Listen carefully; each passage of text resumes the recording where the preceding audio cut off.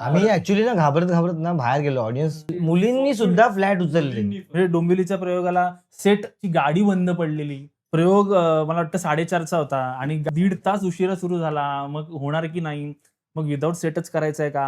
आम्ही ऍक्च्युली ना घाबरत घाबरत ना बाहेर गेलो. ऑडियन्स हा आतमध्ये का सोडत नाहीत ऑडियन्सला.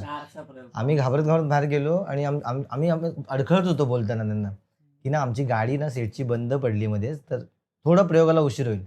तुम्ही काम करा, बाहेरून होतं तुम्ही आतमध्ये येऊन बसा एसी मध्ये, पण आम्ही नाटक करतोय.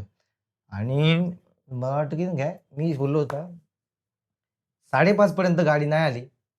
लेवल्स लावायच्या आणि नाट्यप्रयोग करायचा. हे कुठलं बोलतो? डोंबिवली डोंबिवली सावित्रीबाई. सावित्रीबाई.